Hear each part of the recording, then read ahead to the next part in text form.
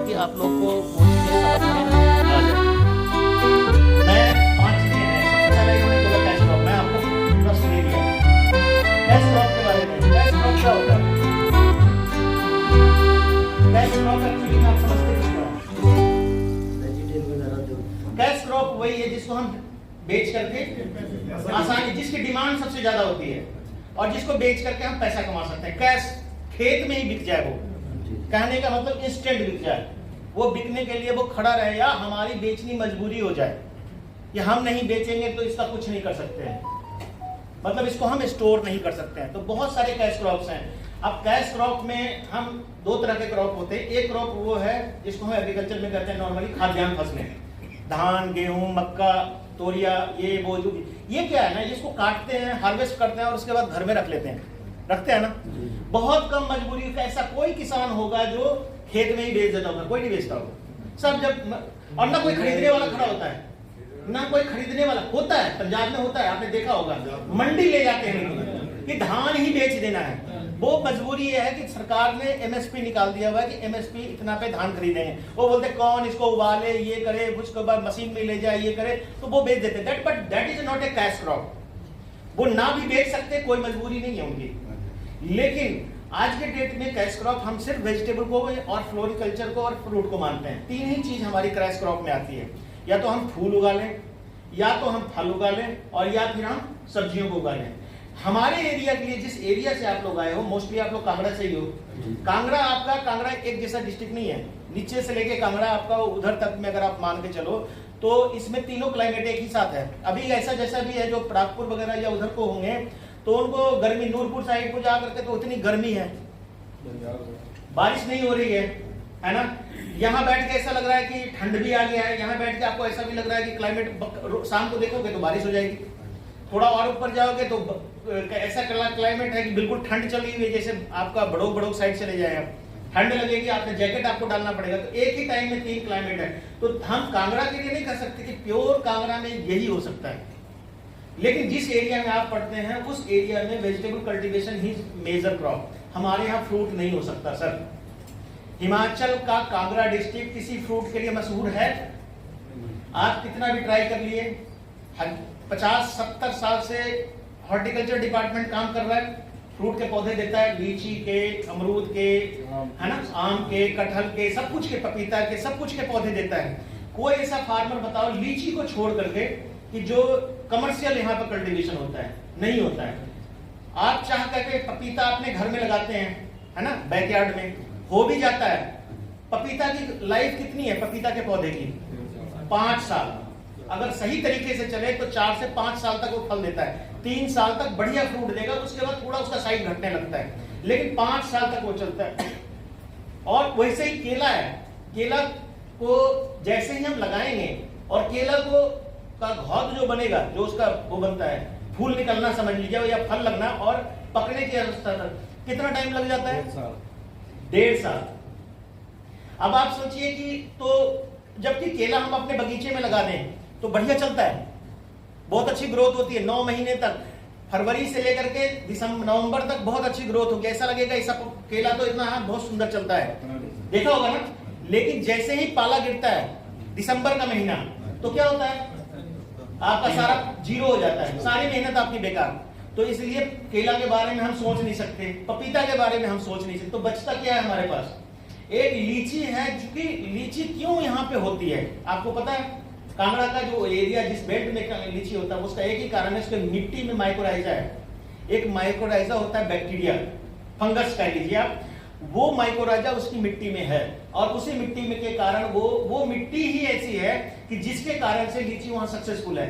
अगर आपने कोई नया, बीच बीच में मैं बताता भी रहूंगा कि अगर कोई नया बगीचा लगाना चाहता है, जैसे हम लीची लगाना चाहते हैं कि हमारा एक पौधा हम अपने घर में खाने के लिए लगा लें, तो आपने क्या करना है कि किसी पुराने बगीचे से 10 किलो, कम से कम 8 किलो 10 किलो मिट्टी लाना है, पुराने बगीचे का जड़ के पास से, उसके तौलिया जो बना होता है ना, वहां से लेना है, किसी से मांग लो आप, और वो मिट्टी ला करके अपने गड्ढे में डालना है। वो बैक्टीरिया जब तक नहीं आएगी लीची का साइज नहीं बनेगा, ये सबसे पहला कारण है। आपके घर में लीची का पौधा चलेगा लेकिन लीची का साइज नहीं बनेगा। तो साइज बनाने के लिए स्प्रे की जरूरत नहीं है, जो एक्चुअल कारण है वो है माइक्रोराइजा। और वो माइक्रोराइजा आपको कहां मिलेगा? पुराने लीची के बगीचे में, जो लीची का पौधा बढ़िया होगा वहां से लाना है, खासकर कांगड़ा। ऐसे तो आपको ऊना में भी चले जाएंगे, वहां भी लोगों ने लीची पौधे लगा रखे हैं, 1-2 घर के पास, लेकिन उनका साइज छोटा होता है, वो टेस्टी नहीं होता है, वो खट्टापन रह जाता है, या लीची फटने लगता है, या उनका जो बीज है उसका साइज बहुत बड़ा होता है। तो आप अगर नया लगाना चाहते हो तो आपने एक बार कष्ट करना है कि वो मिट्टी आप लेकर के आइए, उनसे बोलिए कि मेरे को थोड़ा सा जड़ के पास की मिट्टी दे दो 8-10 किलो, और उस गड्ढे में डाल दो। माइक्रोराइजा की पॉपुलेशन बढ़नी शुरू हो जाती है, उसके जड़ की पॉपुलेशन बढ़नी, वो लगेगा 2-3 साल, बट अल्टीमेटली आपका लीची का क्वालिटी धीरे धीरे वो इंप्रूव होना शुरू हो जाएगा। ठीक है, तो हमारे पास बचता कोई भी फ्रूट नहीं है जो हम लगा सकते हैं। आम हमारे यहाँ कोई भी उच्च क्वालिटी का नहीं है। अब यहाँ पर लगाते हैं, जैसे आप यहाँ लगा सकते हो, आप क्या बोलते हैं उसको, दशहरी भी नहीं, आजकल एक 2.5 लाख रुपए किलो वाला आम भी सुना होगा आपने। अल्फांसो नहीं, लगाने के लिए एक आम चलेगा तो सारे चलेंगे, लेकिन तरीका क्या है ना, यहाँ आम सक्सेस कौन होगा आपको मैं, चलो वैरायटी तो आपने जो भी बता दिया, आपने यहाँ आम वही सक्सेस होगा जिस आम की गुठली आप घर में लगाओगे। आपने अगर आम लगाना है तो आम की गुठली आपने लगानी है, और उसी जगह पे लगानी है जहां आपने सोच लेना कि मैंने उखाड़ना नहीं है।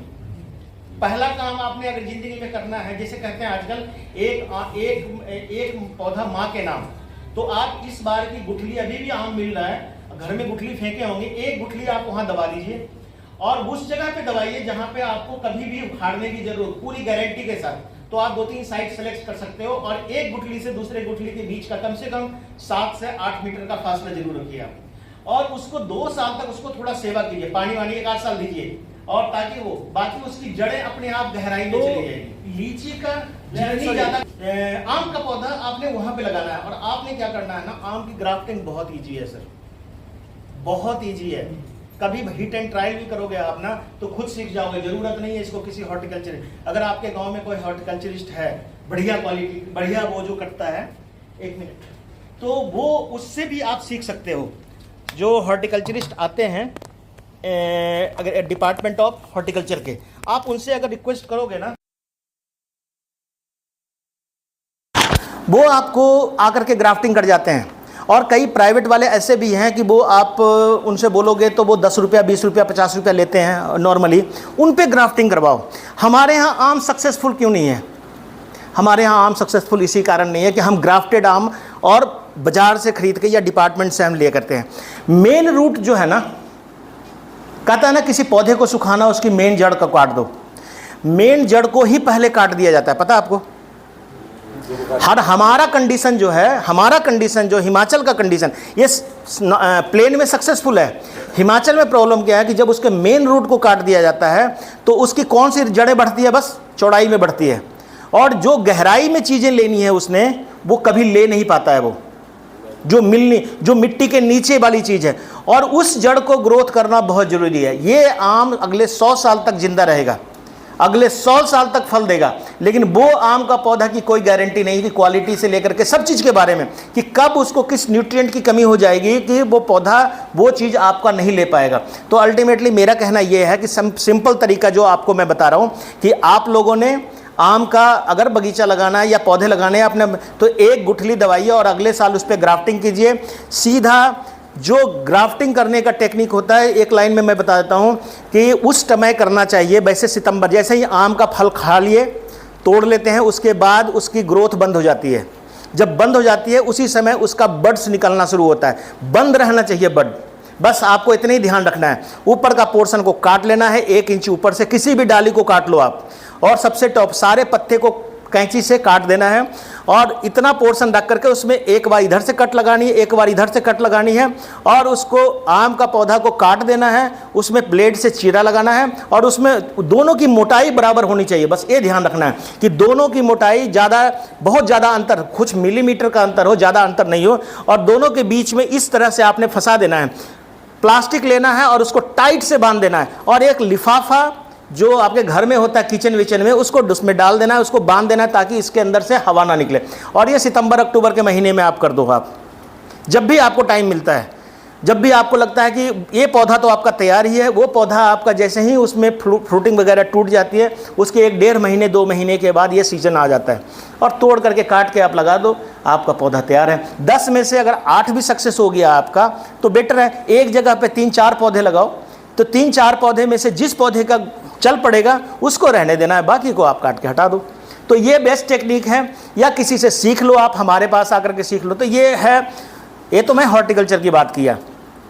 पपीता हमारे यहाँ नहीं चल सकता, 6 महीना 8 महीना तक फ्रूटिंग। कच्चा पपीता तो हम 1 साल में हम खा सकते हैं, लेकिन 9 महीने के बाद अगर जैसे ही पाला गिरेगा, वो आपके पपीते के पौधे के अंदर का पानी या केले के पौधे के अंदर का पानी, अदरवाइज यहाँ का क्लाइमेट बहुत बढ़िया है आपके पपीता और के, यहाँ राजा हो जाने थे लोग।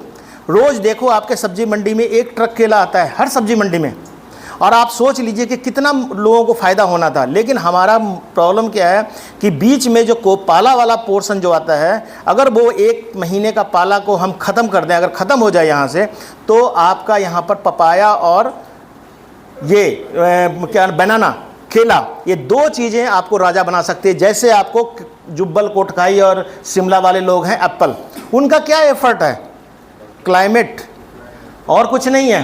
आपके यहाँ भी एप्पल के पौधे बिकते हैं, हम भी बेचते हैं यहाँ पे, तो लेकिन वो उस क्वालिटी का एप्पल नहीं देता जो क्वालिटी का एप्पल आपका होता है। तो वो बहुत बड़ी, और ये 10 किलोमीटर में बदल जाता है। आप अगर लाहौल स्पीति जाएंगे तो लाहौल में आप जाएंगे तो ताबो के पास एप्पल होता है, एक फार्मर 70-70, 80-80 लाख का बेचता है, क्योंकि मैं वहाँ रह चुका हूँ। और उससे 10 किलोमीटर आ जाएंगे तो फार्मर ने पिछले 20 साल से ट्राई कर रहा है, वो एप्पल का एक भी पौधा लग जाता है, लेकिन फ्रूट नहीं आता है। वो फ्रूट जो आना चाहिए वो नहीं आता है। उनका फ्रूट 400 रुपये बिकता है किलो, और इनके फ्रूट का कोई दाम नहीं मिलता है। तो डेफिनेटली है कि ऐसे तो ऊना में भी होता है, आपने कई बार अखबारों में पढ़ा होगा कि ऊना में हो गया, अम्बाला में एप्पल का उत्पादन हो गया, लेकिन वो क्वालिटी जो आनी चाहिए, जो मार्केट में बिकती है, वो रंग और वो फ्लेवर और वो टेस्ट, वो तीनों चीज़ों में से कोई भी नहीं अभी आ पा रहा है। ये तो मैं गारंटी कर रहा हूँ, अभी तक नहीं आया, मुझे नहीं कोई खिलाया अभी तक। जितने लोगों ने, जितने एप्पल मैंने खाए हैं जहाँ भी लोगों को, वो ये क्वालिटी नहीं आया। तो एक तो ये बात। दूसरी बात अगर मैं करना चाहूँ कि फ्रूट को आप छोड़ दी, तो फ्रूट में हमारे पास बचता है कीवी फ्रूट। आपके एरिया में कीवी फ्रूट हो सकता है, आपके एरिया में नींबू हो सकता है, लेकिन नींबू में सबसे बड़ी समस्या क्या है ना, हमें नींबू कब चाहिए, गर्मियों में, जिसका मार्केट प्राइस ठीक ठाक मिलता है। एक नींबू कभी 10-10 रुपये का मिलता है, बाजार में देखा होगा। और हमारा नींबू कब होता है, क्या करोगे आप, उस समय उसकी डिमांड 0 हो जाती है। तो हमारे पास वो भी समस्या, मार्केटिंग की है भी समस्या है, तो हम नींबू के ऊपर भी नहीं जा सकते हैं। तो हमारे पास कीवी फ्रूट का बचता है, कीवी फ्रूट यहाँ पर बहुत बढ़िया चलता है। या कुछ नई फ्रूट्स निकले हैं, जैसे आप वो उतना कह नहीं सकता कि आपके यहाँ चलता है कि नहीं। जैसे पिकन नट है, पिकन नट सुना है आपने? अखरोट की तरह ही होता है, मूंगफली की तरह होता है, लंबा सा होता है और वो पेड़ होता है काफ़ी बड़ा। प्लांट यहाँ चलता है उन्ना पालमपुर के कंडीशन में, उसमें फलियाँ, लेकिन उसके साथ प्रॉब्लम क्या है कि उसका फल बड़ा अच्छा होता है, लगता टॉप में ही है, लेकिन उसका फल का क्या होता है कि तोता बहुत खाता है। अब तोता की समस्या को समाधान के लिए अगर आपके पास कोई उपाय है, जैसे जाला लगा देते हैं या कुछ भी करते हैं, उतना मेहनत कर सकते हैं, तो पिकन नट यहाँ पर बहुत बढ़िया चलेगा। बाकी फ्रूट में कोई गारंटी नहीं लेता। स्ट्रॉबेरी आप लगाओगे आपको महंगा पड़ेगा। आपका सिरमौर डिस्ट्रिक्ट में जो आप राजगढ़ में चले जाएंगे उस साइड में, तो वो 150-200 रुपये किलो बेचते हैं, आपका यहाँ महंगा पड़ेगा 400 रुपये किलो। तो कौन खरीदेगा, ये भी मुश्किल है। और दूसरा वो पेरिसेबल होता है, अगर आप उगाया और 15 दिन पे नहीं बिका तो वो सारा सड़ जाएगा। तो ये कई सारी चीज़ें। एप्पल वाले राजा क्यों हैं? वो 1 महीना अपने घर में भी रख लेते हैं बॉक्स में पैक करवा करके, उसके बाद बेचते हैं जब मार्केट का रेट ठीक हो जाता है। कई तो बगीचे से बेच देते हैं कि कौन इसको ऊपर को लेकर के जाएगा, कुछ करेगा, सारा एक बगीचा बेच दिया। जब उनको पैसा दिखता है कि दुनिया भर का पैसा आ रहा है कितना भी, और इसीलिए वो सारा कंसंट्रेशन वहाँ के बच्चे से लेके फैमिली पूरी एप्पल पे ही लगी हुई है, पूरा सर्च रिसर्च सब उसी पे करते रहते हैं। तो हमारे पास हिमाचल में किन्नौर कांगड़ा डिस्ट्रिक्ट में फ्रूट की वैल्यू नहीं है। किसी भी फ्रूट का ऐसा नहीं कह सकते कि इसके बगीचे लगाओ। एक मैं जो कह रहा हूँ, एक मुझे ही दिखता है कि कीवी फ्रूट का, कि शायद कीवी फ्रूट अगर आप लगाएं और प्रॉपर तरीके से लगाएं तो चलेगा। दूसरा ड्रैगन फ्रूट देखा है आप लोगों ने? पेपर में, मोबाइल में देखा होगा, एक फ्रूट 200, 150, 200 रुपये का बिकता है। वो यहाँ चल सकता है, लेकिन उसमें मेहनत बहुत ज़्यादा है, कॉस्ट ऑफ कल्टीवेशन बहुत ज़्यादा है, उसको सहारा देना पड़ता है, एक पौधे को लगा करके उसके बाद उसको ट्यूब व्यूब कर करके बहुत इंतजाम, फिर बहुत फ्रूटिंग उसकी 1.5 साल के बाद शुरू होती है, और उसके बाद पौधा तो खैर एक पौधे से कई पौधे आप बना सकते हो, कटिंग ही लगता है उसमें। ड्रैगन फ्रूट यहाँ पर चलता है। ऊना डिस्ट्रिक्ट में एक फार्मर है और उसने करीब 1000 पौधे लगा रखे हैं, बहुत अच्छी कमाई है, बहुत लोगों को उसने एम्प्लॉयमेंट भी दे रखा है। कभी सुना भी होगा आपने, उन्हें अखबार में भी आता रहता है उसका, तो आप वो भी आप कर सकते हो। लेकिन हमारे लिए और कोई फ्रूट क्रॉप नहीं दिखता है। हाँ जी सर। दूसरा आता है आपको, अब आते हैं कमर्शियल। इन्होंने बोला कि कमर्शियल कल्टीवेशन जैसे कैश क्रॉप के रूप में, तो हमारे पास वेजिटेबल फ्लावर में है, फ्लावर यहाँ पे चलता है। अगर आप यहाँ इतने मंदिर हैं, अगर आप चाहो तो फ्लावर को भी कमर्शियल आप कर सकते हो। जितने मंदिर कांगड़ा डिस्ट्रिक्ट में उतने कहीं भी नहीं होंगे, नियर डियर में भी हैं, अगर दूसरे डिस्ट्रिक्ट में है तो वो भी नज़दीक ही हैं। तो आप मंदिर, जबकि ऊना के लोग सेंसिबल हो गए हैं, पंजाब के लोगों के भी जो फ्लावर्स हैं वो आपके हिमाचल में आते हैं मंदिरों में। तो अगर आप फ्लावर प्रोडक्शन की तरफ जाओ तो भी आप, गेंदे का प्रोडक्शन से बढ़िया कुछ नहीं है जो ओपन में लगाया जा सकता है। गेंदा यहाँ पे सबसे बढ़िया है, और गेंदा की ऐसी वैरायटी है जो पूरे साल चलती है। हर 3 महीने के बाद अलग वैरायटी आप लगा करके गेंदा का कमर्शियल कल्टीवेशन आप कर सकते हो। उसके बाद आ जाता है, फ्लावर हो गया, उसके बाद आ जाता है आपका वेजिटेबल कल्टीवेशन। अब सब्जी तो कैश क्रॉप है ही, नाम ही सब्जी को दिया गया कैश क्रॉप, क्योंकि कोई भी बहुत कम ऐसी सब्जियां हैं जो 3 महीने से ऊपर जा कर के फलती है, बहुत कम सब्जी। आलू 3 महीने की क्रॉप, फूल गोभी कोई भी फूल गोभी, बंद गोभी, गांठ गोभी, जितने भी ले लो आप, सब 2 से 2.5 महीने की क्रॉप। आलू ले लो आप 3 महीने का, 3-3.5 महीने का क्रॉप हो जाता है। उसके अलावा आप बैंगन ले लो, आप 5 महीने तक चलता रहता है, लेकिन 2-2.5 महीने में फलना शुरू हो जाता है। आप टमाटर ले लो, 60 दिन के बाद फ्रूटिंग स्टार्ट हो जाती है। आप शिमला मिर्च ले लो, वो भी 60 और 80 दिनों के बीच में उसकी फ्रूटिंग स्टार्ट। हरी मिर्च ले लो, वो भी स्टार्ट हो जाता है। तो कोई भी क्रॉप जो है वो 60 से 90 दिन में आपकी मार्केट में आनी शुरू हो जाती है। चाहे आप बेल वाली सब्जी घिया, डानी, करेला, खीरा, कद्दू, रामतोरी, भिंडी, जो भी लगा लो आप, ये सब 60 दिन के अंदर में फ्रूटिंग स्टार्ट हो जाती है। So it is a called cash crop, और इसका जो है मार्केट में डिमांड है, इसके लिए बताना नहीं पड़ता है, या इसकी डेली रिक्वायरमेंट हर घर को होती है, और ये मार्केट में बिकता है। इसमें 4 लोग कमाते हैं। एक बीज वाला कमाता है, जिसका जितने भी सीड इंडस्ट्री हैं उसमें वेजिटेबल के सीड ही सबसे ज़्यादा बिकते हैं। दूसरा, उसके बाद आता है किसान, है ना, किसान जो, और दूसरा लेबर आता है, तीसरा किसान आता है, चौथा मंडी वाला आता है, 5वां आपका जो रिटेलर होता है। तो 5 लोगों की ज़िंदगी एक वेजिटेबल पे चलती है। एक आदमी नहीं, इससे खाली किसान ही नहीं कमाता है, तो 5 लोग इसमें इन्वॉल्व होते हैं, तब जाकर के अल्टीमेटली कढ़ाई में जाता है ये वेजिटेबल। तो कैश क्रॉप तो हम उसी को बोलेंगे जो चीज़ें हमारी को हाथों हाथ बिक जाए। सब्जी मंडी में डेली सब्जी मंडी लगती है, डेली आप जाओगे शाम को दोपहर रात को 3 बजे 4 बजे भोर में, तो मंडियां सजी होती है और 4-5 बजे बोली लगना शुरू होता है, सबकी सब्जी उठ करके दुकानों में चली जाती है। वहाँ किसान भी 3 बजे अपनी सब्जी लेकर के 4 बजे आ जाता है, तो वो सारा सब्जी जो है उनका डेली बिक जाता है। बहुत कम ऐसी सब्जियां हैं जिसको उनको फेंकना पड़ता है, कोई ना कोई प्राइस उनको मिल जाता है, कैश के रूप में मिलता है। वो उसको ये नहीं कहते हैं कि कल देंगे, कल देने वाला मंडी में सिस्टम है ही नहीं, कैश ही उनके अकाउंट में आता है पैसा, जो आड़ती भी है उनके अकाउंट में डालता है। और वो जो सिस्टम है मिडिल मैन का कमाने के लिए, तो इसमें मिडिल मैन भी कमाता है, तो इसमें बहुत सारे लोग हैं, आड़ती भी कमाते हैं। तो और ऊपर से उसके बाद आदमी कहता है एग्रीकल्चर पे सब वो नहीं है, टैक्स नहीं है, वो टैक्स के रूप में भी जाता है, मंडी का टैक्स भी लगता है, वो किसान भी भरता है, वो उनके जाता है ना। तो वो सारा सिस्टम है जो एग्रीकल्चर का है वो इसी पर डिपेंडेंट है। This is called cash crop.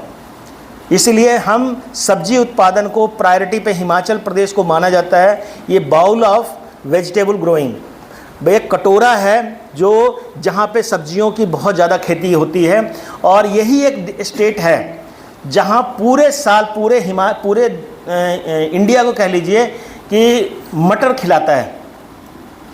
अभी मटर शुरू हो जाएगा थोड़े दिनों के बाद, जब मटर ख़त्म हो जाएगा हमारा नॉर्मल मटर, कब? अप्रैल में ख़त्म हो जाता है, अप्रैल मई में, उसके बाद मटर नहीं होता है। तो जून जुलाई अगस्त सितंबर अक्टूबर का मटर जो आता है मार्केट में, वो कहाँ से आता है? मटर को हम फ्रिज में नहीं रखते हैं, 6 फलियों वाला, तो ये आता है आपका लाहौल स्पीति, किन्नौर, फिर लास्ट में कुल्लू, ये एरिया से आना शुरू होता है मई से। मई जून जुलाई अगस्त तक में ये चक्कर, जब तक में फिर यहाँ आना शुरू हो जाता है। तो हिमाचल ही एक ऐसा स्टेट है जो पूरे इंडिया को कह लो आप, या नॉर्थ इंडिया को मटर खिलाता है अकेला। बाकी सब्जी के बारे में ज़्यादा नहीं कहूँगा, लेकिन मटर एक ऐसा क्रॉप है जो हिमाचल में ही होता है पूरे साल, और पूरे साल कहीं ना कहीं लगा होता है। तो जो कैश क्रॉप है, आपके यहाँ का कैश क्रॉप है, आपके एरिया में आलू चलता है, बहुत ज़्यादा चलता है, बहुत ज़्यादा लोग लगाते हैं आलू। लेकिन कमाता कौन है कैश क्रॉप से? आपके आलू से सबसे ज़्यादा पैसा कौन कमाता है हिमाचल में, पता है आपको? कौन सा? प्रोडक्शन के मामले में मैं बोल रहा हूँ, कौन सा डिस्ट्रिक्ट है जो पैसा कमाता है?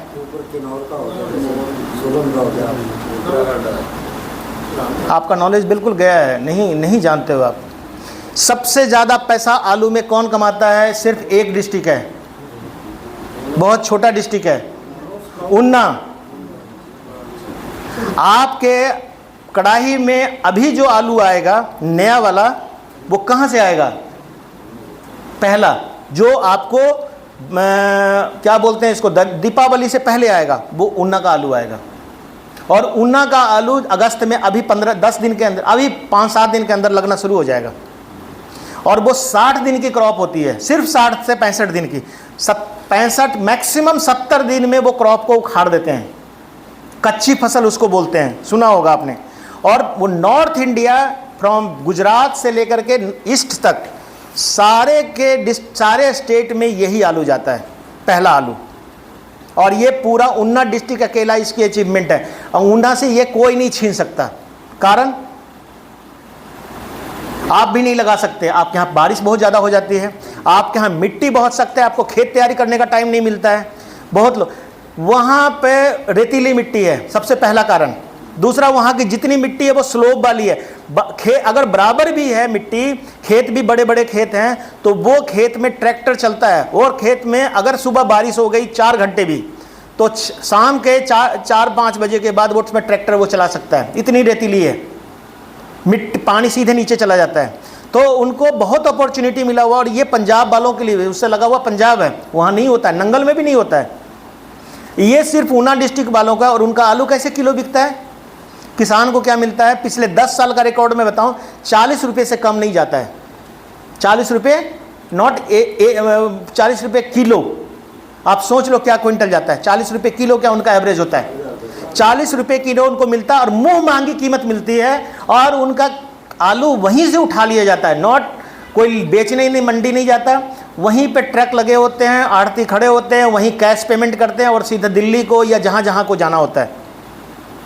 तो एक उन्ना डिस्ट्रिक्ट है जिसको ये अपॉर्चुनिटी आलू के रूप में मिला हुआ है। ये अपॉर्चुनिटी आपके वाला आलू को नहीं है। आप तो कितना बेचते हो, 10 से 12 रुपये किलो, बहुत तो 15 रुपये किलो। वो सेकंड क्रॉप फिर उसी रेट से बेचते हैं। थर्ड क्रॉप वो 3 क्रॉप लेते हैं, अगस्त, सितंबर, अक्टूबर में पहली क्रॉप खत्म, नवंबर अक्टूबर की लगाई हुई फसल, अक्टूबर नवंबर दिसंबर में दूसरी क्रॉप, और दिसंबर की लगाई हुई या जनवरी की लगाई हुई क्रॉप, जनवरी, फरवरी, मार्च और अप्रैल में 3 क्रॉप। मतलब कंटिन्यूअस वो 3 क्रॉप लेते हैं एक ही फील्ड से। इतना ज़्यादा प्रोडक्टिविटी है और इतना ज़्यादा उनका डिमांड है। तो पहली क्रॉप को वो कच्ची फसल बोलते हैं, दूसरी क्रॉप को मेन क्रॉप मानते हैं, उसके को औने पौने दाम से बोलते हैं कि बेच देता है, वो 10, 12, 15 रुपये किलो बिक जाता है। जो लास्ट वाली क्रॉप है वो बीज के लिए रखते हैं और वो बोलते हैं पक्की फसल। वो पूरा 4 महीना का टाइम देते हैं, 120 दिन की क्रॉप देते हैं। एक्चुअली एक ही वेराइटी है, कुफरी पुखराज, सुना भी होगा आप लोगों ने। कुफरी पुखराज एक अकेली वेराइटी है जो 60 दिन में इतना बड़ा आलू बन जाता है। वो आलू इतना बड़ा नहीं होगा, वो आलू इतने ही साइज का होगा। वो अगर वो एक्चुअली में उस क्रॉप की आयु जो है वो 100 दिन से ज़्यादा है उस वेराइटी का, लेकिन वो 70 दिन में भी वो खाने लायक हो जाता है। इसलिए उसकी कच्ची फसल, उसका छिलका नहीं बन पाता है। तो आलू भी नहीं लगा सकते आप। आलू आपके लिए कमर्शियल क्रॉप उतना ज़्यादा इंपॉर्टेंट क्रॉप नहीं होता, लेकिन आपके एरिया में कुछ एरिया है जैसे ब्रोक का एरिया है, उस एरिया का आलू जो है इस समय निकलता है थोड़े दिनों पहले से। तो ब्रोक का आलू में क्या होता है, मीठापन नहीं होता है, इसीलिए ज़्यादा प्राइस मिलता है। आपने सुना होगा कि ये जी शुगर फ्री आलू है। तो शुगर फ्री आलू का करेक्टर क्या होता है, पहचानते कैसे हैं? उसमें मिट्टी लगा होता है, साफ धोया हुआ नहीं होता है। तो वो कई लोग कोल्ड स्टोरेज से निकाले हुए आलू में भी मिट्टी लगा करके और पैकिंग कर करके और दिल्ली में बेचते हैं, जिसको धोखा देते हैं। वो कहते हैं कि ये शुगर फ्री आलू है। शुगर फ्री, उसमें मीठापन बहुत सबसे कम होता है। तो वो आलू आपका यहाँ कुछ एरिया आपका हिमाचल कांगड़ा का है जिसमें चिप्सोना आलू का उत्पादन होता है। पता नहीं आप लोग करते हैं कि नहीं? नगरोटा बगमा में होता है चिप्सोना, चिप्स के लिए वो होता है। उसमें शुगर कंटेंट बहुत कम होता है, और जिसमें शुगर कम होगा उसका जो आलू का जो फ्लैक्स बनता है या आलू का चिप्स बनता है वो बिल्कुल सफ़ेद कलर का होगा और उसमें मीठापन कम होता है। तो वहाँ का आलू मलाई और ज़्यादा सफ़ेद और बड़े साइज़ का आलू रहता है, बड़े साइज़ का आलू बनता है। तो ये चीज़ें हैं ना, जो हिमाचल का जो किन्नौर एरिया या लाहौल स्पीति का एरिया था सीड प्रोडक्शन वाला, वो तो छिन गया। अब हमारे को आलू का उनका कोई महत्व नहीं है कि हमने लाहौल स्पीति का बीज लाएंगे, ये नहीं है। अब तो जलंधर का सीड आ रहा है सारा।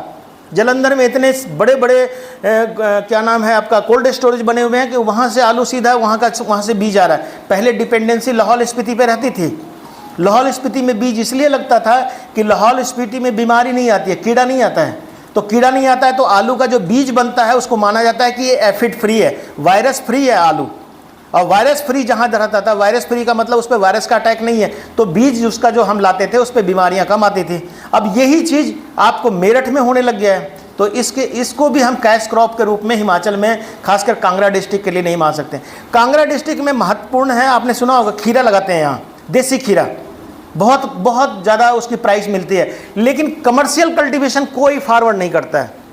इक्का दुक्का फार्मर है जिनका खीरा मंडी में आता है कि देसी खीरा में जाल बहुत लगता है, फ्रूट लगता है, लेकिन हाइब्रिड की तरह नहीं लगता है कि डेली आपको फ्रूटिंग तोड़नी पड़ेगी। बहुत ज़्यादा मेल फ्लावर आएंगे, उसमें फीमेल फ्लावर कम आएंगे। तो ये भी एक कारण है कि हिमाचल में कि कांगड़ा डिस्ट्रिक्ट में खास करके कि अगर हमारा कोई देसी वैरायटी भी है तो वो भी उतना अच्छा परफॉर्म नहीं।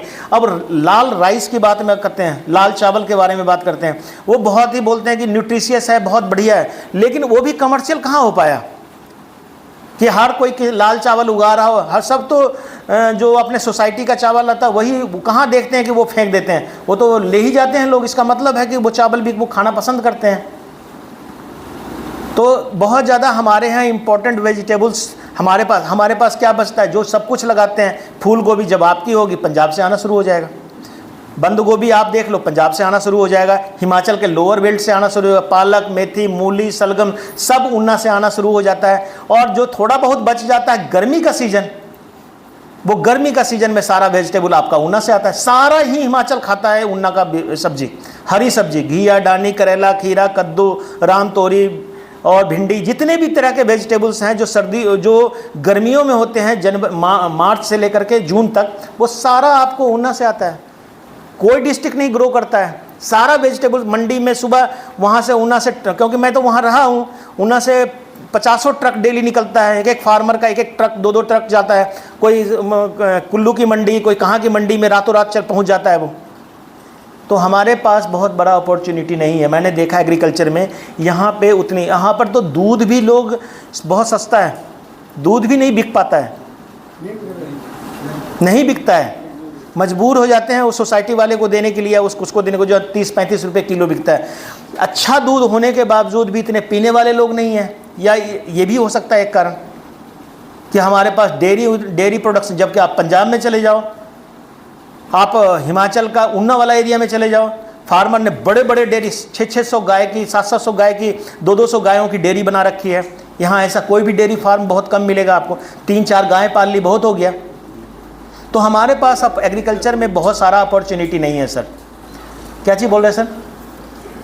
नहीं, आप बताना, आप अगर कोई गलत मैं बोल रहा हूँ तो। अपॉर्चुनिटी तो हमारे पास एग्रीकल्चर में बहुत ज़्यादा अपॉर्चुनिटी नहीं है जिसको हम देखना चाहते हैं। तो मेरा कहना यही है कि कैश क्रॉप में के आप ये जितने, तो यहाँ पे आप सीजनल वेजिटेबल लगा करके, सीजनल वेजिटेबल का डिमांड है मंडी में, उसका एक अलग कीमत है, उसको आप बेच सकते हो। वही एक चीज़ बच जाती है। और वो भी मेरे समझ से बहुत सारा एरिया तो ऐसा है जहाँ पानी ही नहीं निकलता खेत से। जब तक सब कुछ सब जगह होने लगता है तब हमारे यहाँ होता है, तो कोई फ़ायदा नहीं है। तो क्या करें हम? प्याज पे भी जाइए आप, यहाँ लहसुन बहुत बढ़िया क्वालिटी का होता है, लहसुन का प्रोडक्शन कीजिए आप। मैं तो कहूँगा लहसुन पिछले साल 500 रुपये किलो तक गया, अभी भी 200 रुपये किलो तक का है, 250 रुपये किलो है। क्यों आप एक कनाल कनक छोड़ करके एक कनाल में लहसुन क्यों नहीं लगाते हो आप? मेरा एंड टाइम की तरफ जा रहा है, क्योंकि मेरा लेक्चर तो दूसरे टाइप का था, डाइवर्सिफिकेशन की तरफ था कि डाइवर्सिफाई आप कैसे कर सकते हो, जेन्युइनली आप क्या कर सकते हो। इन्होंने आपके प्रश्नों का उत्तर मैंने दे दिया, क्योंकि प्रश्न तो मैंने ले ही लिया था। एक उन्होंने प्रश्न पूछा था प्याज के नर्सरी के बारे में, थोड़ा सा मैं उसके ऊपर भी जाऊँगा। प्याज हमारे यहाँ अगर आप अपने किचन गार्डन के लिए लगा रहे हो तब तो आप खरीद के लगा लेते हो और बाज़ार में बिकना शुरू हो गया होगा नर्सरी, 10 दिन के बाद तो पक्का ही आ जाएगा। यहाँ पर प्याज लगाने का सबसे बेस्ट टाइम है जनवरी, का पहला वीक। नहीं लगाओ पहले। अगर आप पहले प्याज लगा देते हो, मान लिया अक्टूबर में लगा देते हो आप, तो उसको ग्रीन एनियन के रूप में खा के ख़त्म कर दो आप, या इसको बेच दो आप। उस पनीरी से जो प्याज बनता है उसको ग्रीन एनियन में आप दे दो, क्योंकि प्याज जो आपका तैयार होगा वो कब तैयार होगा? नहीं सर, फरवरी मार्च में कहाँ होता है? अप्रैल में। हाँ, अप्रैल में आप उखाड़ेंगे। अब आप बताइए कि जो प्याज अक्टूबर में लगेगा, नवंबर, दिसंबर, जनवरी, फरवरी, मार्च, अप्रैल, 6 महीना तक हम इंतज़ार करेंगे, जबकि उसके बीच में एक क्रॉप कोई भी आप ले सकते हो, है ना। तो अक्टूबर, नवंबर, दिसंबर वाला प्याज आप अगर आप लगाते हो तो उसके लिए बेस्ट है कि आप उसको हरा के रूप में बेच दो, और उसका डिमांड भी होता है, उसका प्राइस भी मिल जाता है। तो ग्रीन यानी उसकी छोटी गट्ठी बनेगी लेकिन पत्ते समेत बिकेगा वो, ठीक है ना। और जो एक्चुअल प्याज आप लगाते हैं उसका एग्जैक्ट टाइमिंग जो है वो है जनवरी का महीना। जनवरी फर्स्ट वीक में आप लगाइए प्याज, फर्स्ट से लेकर के 15 या 20 तारीख तक। उसमें फूल नहीं आएंगे, बुक्के नहीं बनेंगे, फ्लावरिंग होता है ना, वो नहीं बनेगा, ठीक है ना। तो आप नर्सरी ग्रो करना चाहते हैं तो प्याज का लाइन में नर्सरी ग्रो नहीं करना आपने। प्याज की नर्सरी आप ग्रो करना चाहते हैं तो उसको आपने छट्टा वाला नर्सरी लगाना। छट्टा वाला नर्सरी ज़्यादा बढ़िया मजबूत होता है, बशर्ते कि जो लाइन में लगाते हैं, ठीक है ना। और प्याज की नर्सरी 1 सेंटीमीटर से ज़्यादा गहरा बीज नहीं जाना चाहिए। इसलिए जब भी लगाते हैं तो प्याज की नर्सरी को फैलाने के बाद उसके ऊपर, प्याज के नर्सरी में जो बीमारी आप बोल रहे हैं अगर उसका इलाज शुरू से चाहते हैं आप कि हमारा पौधा जैसे निकलता है उसके बाद सूखने लगता है, तो बेबिस्टीन एक सिंपल दवाई आती है, बेबिस्टीन से उस बीज को उपचार करके तब अगर आप लगाएं तो ये वाली बीमारी जो है नहीं आएगी। और जैसे ही सफ़ेद सफ़ेद लुंगे निकलने लगते हैं ना, उसी समय आपने इसका ड्रेंचिंग करना है, इसी को सिंचाई करना है। तो ये आपको समस्या का समाधान हो जाएगा कि आपको जैसे ही उसका अंकुरन शुरू होता है, नॉट लीफ खड़े नहीं होते हैं, उसके पहले ही आपने उसमें ड्रेंचिंग करना, फुहारे से लेकर के आपने 1 ग्राम 1 लीटर पानी में डाल करके या 2 ग्राम लेकर के 1 लीटर पानी में, और उसका घोल और उसमें डायथेन M45 जो आती है, M45 दवाई आती है, दोनों का उसका 2.5 ग्राम ले लीजिए, इसका 2 ग्राम ले लीजिए और मिला करके आप इसको ड्रेंचिंग करिए हर 3 से 4 दिन के बाद। कब तक? जब तक उसका एक लीफ और दूसरा लीफ दोनों ना आ जाए। दोनों आगे एक होता है फ्लैग स्टेज, आपने देखा होगा प्याज का पत्ता ऐसे मुड़ा होता है शुरू में, उसके बाद खड़ा होता है। तो जब मुड़ा रहता है उस स्टेज से लेके इस स्टेज तक में आपने कम से कम 3 स्प्रे करना है। तो वो वाली बीमारी जो आप बोल रहे हो ना, आती नहीं है। दूसरा, आपने जब प्याज लगा देते हैं तो फरवरी के लास्ट में और मार्च के फर्स्ट वीक में एक बीमारी आती है जिसको डाउनी मिल्ड्यू बोलते हैं।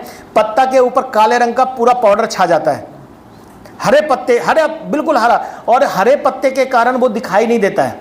आप कंफ्यूज रहते हैं, आप बहुत नज़दीक से जाके देखेंगे तो आपको उसके ऊपर एक पाउडर जैसा चिपका हुआ नजर आएगा, और वो पाउडर है डाउनी मिल्ड्यू। उसका कंट्रोल बहुत जरूरी है। इसका नुकसान पिछले 3-4 साल से, जब से मैं यहाँ हूँ तब से मैं सुनता आ रहा हूँ कि आप इसका नुकसान से बचाने के लिए ये वाली दवाई या इसके साथ कॉपर ऑक्सीक्लोराइड आती है, वो दवाई 2.5 ग्राम प्रति लीटर पानी में मिला करके अगर उसका स्प्रे फरवरी के लास्ट में आप करना शुरू कर दो, 15 दिन के बाद पहला स्प्रे कर दिया, फिर दूसरा, बहुत होगा तो तीसरा की ज़रूरत पड़ेगी, तो ये बीमारी नहीं आएगी। और ये बीमारी क्या होता है, हवा के द्वारा किसी के क्यारी में आ गया, जरूरी नहीं है कि बड़े खेत में आएगा।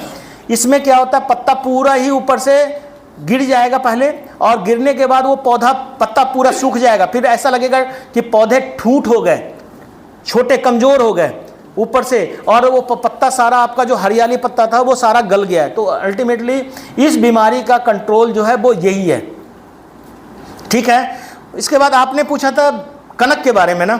कनक में एक चीज़ ध्यान रखिए, कनक का प्रोडक्शन बढ़ाना है ना, तो कनक का प्रोडक्शन में एक ही चीज़ बढ़ा सकता है आपके आज के डेट में, वो है कल्ले। कल्ले निकलते हैं ना, कल्ले समझते हैं आप लोग, क्या बोलते हैं आप लोग, सिट्टा, या नीचे ज़मीन से जब निकलने लगता है, 15-20 दिन की क्रॉप होती है, तो क्या होता है, एक से मल्टीप्लाई होता है, कई सारे कल्ले निकलते हैं। कल्ला ही बताता है कि आपका खेत कैसा है, एक किसान कैसा है। और वो कल्ले निकलते कैसे हैं, हम क्या करते हैं, एक कनाल में कितना बीज डालते हैं, 4 किलो। 4 से 5 किलो से ज़्यादा नहीं डालना चाहिए, 4 से 5 के बीच में एक कनाल में अगर आप एग्जैक्टली डाल, उससे ज़्यादा बीज डालोगे तो आप अपना नुकसान करोगे। बीज की संख्या कम, जगह ज़्यादा, तो प्रोडक्शन बढ़ेगा। एक अगर नज़दीक बीज डाल देंगे तो कल्ले नहीं निकलेंगे, 1 से 1 या 2 सिट्टा अपने आप निकलेगा, बस उसको जगह चाहिए। तो आपने 4 किलो की जगह अगर 3.5 किलो डालोगे तो शायद ज़्यादा प्रोडक्शन हो। हमारा 10% से 20% सीड तो चिड़िया खा जाती है, ये जान के चलिए, तो और कीड़े खा जाते हैं या दीमक खा जाता है। तो अगर थोड़ा घटा भी देंगे और बीज को बेबिस्टिन से उपचार करके आप लगाते हैं तो कनक का प्रोडक्शन बढ़ेगा। कनक का आपने क्या करना है कि कनक की बिजाई अगर लाइनों में करते हैं केरा मेथड से या ट्रैक्टर के सीड ड्रिल से करते हैं, जैसे भी करते हो आप, जहाँ भी आपके जैसे भी खेत की सुविधा है, जैसे भी आप छट्टा भी लगाते हैं आप, तो आप कोशिश कीजिए कि आप खेत में एक बार चल के देखिए कि बीज सारा दब गया है कि नहीं तो पलेवा जो पाटा जो होता है एक बार और चला दीजिए आप। एक तो ये, दूसरी बात बीज को उपचार करके लगाना है। बीज के साथ बेबिस्टिन की, जैसे ही बीज का बैग खरीदिए, कहीं से बाजार से खरीदते हैं तो आपने बैग में के साथ एक बेबिस्टिन का 100 ग्राम का पैकेट रखिए, और बोरी में से जितना बीज निकालते हैं उसमें थोड़ा सा पाउडर मिलाइए, है ना, और उसको थोड़ा पानी डाल के, छट्टा डाल करके उसको चला दीजिए ताकि बीज के साथ वो चिपक जाए। और उसके बाद इसकी बिजाई कीजिए। आप ये खेत में जाकर के भी आप कर सकते हो, एक बोतल पानी लेते जाना है और एक खाली बोरी ले जानी है जिसमें थोड़ा सा बीज डालना है, उसी में दवाई डाल दो, उसी में थोड़ा पानी डाल दो और बोरी को मुंह पकड़ के थोड़ा सा हिलाएंगे तो अपने आप बीज चिपक जाएगा। ये बेस्ट टेक्निक है। उसके बाद क्या करना है, जैसे जर्मिनेशन हो जाता है तो कनक को उगने दो आप। अब कनक में कल्ले को कैसे बढ़ाएं, तो आपने सुना होगा कि कनक में पाटा भी लगा देते हैं। एक बार कटाई करने वाली भी कनक आती है, देखिए सुनिए है ना, कि काट करके उसको पशुओं को खिलाते हैं। उसके बाद तो वही टेक्निक है इसमें। अगर आप एक सिंपल हल्का जो हाथ से चलने वाला पाटा है, फट्टी होती है, उसको खेत में घुमा दो तो उससे क्या होगा कि टिलरिंग की संख्या, टिलर्स होते हैं ना जो हम बोल रहे हैं, जो निकलते हैं वो कल्ले, वो उसकी संख्या बढ़ जाएगी। लेकिन वो प्रॉपर समय पे करना, ये नहीं कि पौधा इतना बड़ा हो गया तब करोगे, तब तो कोई फायदा नहीं होगा। वो तभी करना है जब 20-21 दिन की क्रॉप हो जाए। जब पहला पानी लगाने की हम बात करते हैं ना, 21 दिन बाद बोलते हैं ना, 21 दिन बाद पहला पानी, फर्स्ट इरिगेशन, तो वो उसी समय आप उसको लेके चलो। जितना ज़्यादा वो कल्ले निकलेंगे ना, उतनी ज़्यादा आपका प्रोडक्शन बढ़ेगा। और वो प्रोडक्शन कभी भी प्लांट के पॉपुलेशन पे, कम जर्मिनेशन हुई है टेंशन मत लो आप, कम जर्मिनेशन में भी वो आपके खेत को प्रोडक्शन बढ़ा देगा। और आज के टेक्निक में धान में और गेहूं में यही की जा रही है। धान में भी होता है, धान आप जब लगाते हैं तो धान जब लगा देते हैं, पौधा जड़ पकड़ लेता है, ट्रांसप्लांटिंग करते हैं, उस समय जैसे ही कल्ले निकलने लगते हैं, उस समय एक बार हल्का सा लेकर के पानी उसमें रहना चाहिए, कैसे 1-2 सेंटीमीटर 3 सेंटीमीटर पानी हो, और उसमें हल्का सा आप चल करके पलेवा लगा दो, धान सो जाएगा, अगले दिन आपको पता लग जाएगा सारे खड़े हो जाएंगे, लेकिन उसमें कल्ले की संख्या बढ़ जाएगी। ये आप प्रोडक्शन बढ़ाने का एक मात्र टेक्निक, क्योंकि फर्टिलाइजर की रिक्वायरमेंट तो आप देते ही देते हो, खाद से प्रोडक्शन नहीं बढ़ेगा। हाँ, कुछ कमी रह जाती है, जैसे आजकल है यूरिया तभी यूजफुल होगा जब आप जिंक डालोगे। तो हर खेत में आजकल एक कनाल में 1 किलोग्राम या 800 ग्राम जिंक जरूर डालना है। ये जिंक आपको फायदा करेगा। आजकल जिंक की कमी हर खेतों में हो गई है। और कनक के लिए ये जो पत्ते मुड़ जाते हैं, पत्ते पौधे छोटे रह जाते हैं, ग्रोथ रुक जाती है, पौधा पीलापन आ जाता है कनक में, इसका कारण भी यही हो सकता है। और ये एकमात्र कारण, कई बार ऐसा होता है जिंक का स्प्रे हम करते हैं यूरिया के साथ मिला करके, तो उससे भी ये 3-4 दिन आपको पता लगेगा कि फसल मेरी ठीक हो गई है। दूसरा, आजकल के हर खेत में आपने सुना होगा दीमक की समस्या बहुत ज़्यादा है। पता नहीं आप लोग के यहाँ है कि नहीं, कनक में दीमक बहुत ज़्यादा नुकसान करता है। पीला रतुआ का भी आते हैं पॉइंट पे। कनक में आजकल दीमक की बहुत समस्या है। आपका खेत एक एक करके पूरा पत्ता पीला हो जाएगा धीरे धीरे।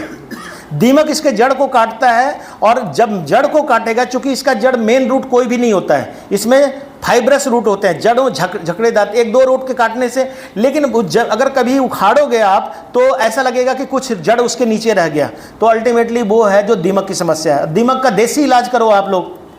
कैसे करते हैं देसी इलाज? कुछ तो बोलो आप लोग। हाँ, नमक डाल के नहीं, दीमक के लिए आप खेत में क्या कीजिए, जब इरिगेशन करते हैं ना, सिंचाई देते हैं, तो खेत में आपने क्या बोलते हैं उसको, दाल में क्या डालते हैं पचने के लिए?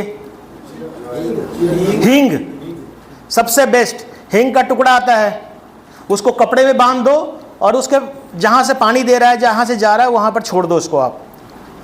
आपकी क्रॉप का उस सीजन में निकल जाएगा। इतना सा हींग का टुकड़ा से आपका दीमक का समस्या समाधान हो जाएगा, पूरे खेत में पानी फैल जाएगा। हाँ, इतना सा टुकड़ा ले लो आप। ओ, क्या बात कर रहे हो आप? आपकी बीमारी, सपोज आपको नहीं बोल रहा हूँ, कोई भी बीमारी हो, कैंसर ही हो, कितना बोले कि कितना बड़ा टैबलेट दोगे? ये थोड़े होता है, टैबलेट तो इतना ही छोटा होता है। हाँ, इतना टुकड़ा दो आप, नुकसान तो करेगा नहीं, वो फायदा ही फायदा करेगा। कभी सुना है आपने कि हींग खाने से नुकसान होता है? ज़्यादा खाओगे तभी होगा। तो खेत में डाल दो आप, खेत के नीचे, खेत में तो ऊपर और नीचे जाने के लिए साधन बने हुए हैं। जहाँ पर पानी नहीं है तो पानी की सिंचाई नहीं है, तो नहीं है तो आप उसमें दीमक लगेगा भी नहीं, बहुत कम लगेगा उसमें। लगता है 1-8 बार पानी तो आपको देना पड़ेगा, तब तो कनक भगवान भरोसे वाले में तो नहीं चलेगा। या बारिश होता है उस समय आप डाल दो, बारिश के भरोसे होता है ना। तो जब बारिश होता है ना, जब कभी भी मौका मिलता है आपको, तो हींग कई तरह के पाउडर फॉर्म में भी हींग आता है, देखा आपने? तो उसको कैसे डालोगे आप? हाँ, नहीं, रेत में मिलाओ सर, रेत में मिलाओ। ये 10 किलो 4 किलो रेत में उसको डाल दो, डब्बा को खोल करके, पाउडर वाले को, उसके बाद छट्टा लगा दो। आपने क्लोरोपाइरीफॉस का जो दीमक के लिए केमिकल कंट्रोल आता है, उसको भी कैसे हम करवाते हैं, धान में भी। उसको स्प्रे नहीं करना है, रेत में मिलाना है। रेत में मिलाइए और छट्टा लगा दीजिए। नहीं तो आप उतना खेत में चलोगे तो आप तो पागल हो जाओगे। अगर 10 कनाल का खेत हुआ तो आप 15 मिनट में आप करके आ जाएंगे। मेड़ पे घूम करके मार दो कस के, जितना दूर तक आपका हाथ जाता है समूचे में फैल जाएगा आपका। धानों में भी आता है दीमक की समस्या, एकदम इजीली कंट्रोल कर सकते हैं आप। लिक्विड वाला दवाई को डालना है, क्लोरोपाइरीफॉस को, और उसको धीरे धीरे रेत सूखा होना चाहिए, मिट्टी हो, रेत क्या, आप मिट्टी मिला हुआ रेत हो, अगर नहीं मिलता है तो उसको थोड़ा थोड़ा वो करिए और मिलाते जाइए। जब थोड़ा लगे कि बस हल्का हल्का चिपक गया, उसको ले जाकर स्प्रे कर दो, छिड़काव कर दो आप, ठीक है ना। और कोई प्रश्न? 1:15 हो गया। सर आपने कीवी के लिए बोला था, हाँ, उसके बारे में चर्चा में बताओ, कैसे लगाते हैं, क्या क्या है? कीवी फ्रूट में कुछ नहीं है। दिसंबर के महीने में इसका पौधा मिलता है। दिसंबर के महीने में आपने 10 बाई 10 पे प्लांटिंग करनी है। कीवी के पौधे के लिए चाहिए, एक रिक्वायरमेंट है उसको सहारा, और सहारा का मतलब है कि अंगूर का देखते हैं ना, आंगन में लगा देते हैं तो सहारा देते हैं, तारों का देते हैं ना, वैसे ही उसको अंगूर की तरह पौधा समझ लो कि इसको सहारा देना है। सहारा देने के लिए खेत में हम कैसे सहारा देंगे, तो हम टी बनाते हैं सीमेंट का या आजकल लोहे का बन जाता है, ठीक है ना, 6 फीट 8 फीट हाइट का बना लीजिए और उस पर टी लगा दीजिए ऐसे, ठीक है ना। और ये स्ट्रक्चर ऐसे खड़ा है, ठीक है ना, ऐसे लाइनों में लगा दीजिए और उस टी के तार के बीच में 5-6 होल करवा दीजिए, उसके थ्रू तार चला जाए उसमें, एक दूसरे तार में जुड़ता हुआ, 1 लाइन में, 2 लाइन में, 3 लाइन में। और जो पोल लगाया है उसके बगल में ही आपने कीवी फ्रूट लगा देना है। वो पौधा उसके साथ वहाँ चढ़ जाएगा और उसके बाद उसके ऊपर फैलेगा, कीवी फ्रूट चल पड़ेगा। हर साल इसकी प्रूनिंग करनी पड़ती है, कटाई करनी पड़ती है एप्पल की तरह, क्योंकि जो फल आते हैं वो नए तने पे ही आते हैं, पुराने पे नहीं आएगा, इसलिए इसकी पूरी तरह कटाई अच्छी तरह से करनी पड़ती है। सीखना भी थोड़ा सा पड़ता है, आसानी से ऐसे सीख जाए किसको काटना है नहीं काटना है। और उसके बाद जब नया ब्रांच आना शुरू हो जाएगा तो इस समय तो कीवी लगा हुआ मिलेगा आपको। और कीवी ऐसा है कि आप घर में रख लो 2 महीने 3 महीने तक, जब मूड करेगा तब बेचो। एक फल जो है 25 रुपये 30 रुपये का है एक फल, और बीमारी बहुत कम आती है इसको, और किसी भी खेत में आप लगा दो। लाइफ क्या सर, लाइफ क्या है? हाँ, लाइफ 25 साल 30 साल आप लगा दो, चलेगा। ये मोटा हो जाएगा तना, बिल्कुल जितना मोटा होता जाएगा उतना बढ़िया रहेगा, बहुत ज़्यादा देखभाल की आवश्यकता नहीं है। 10 बाई 10 फीट कर। बिल्कुल।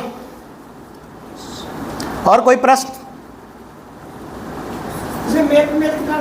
हाँ, 10 बाई 1, 10 फीमेल 1 मेल, 10 में से 1 पौधा।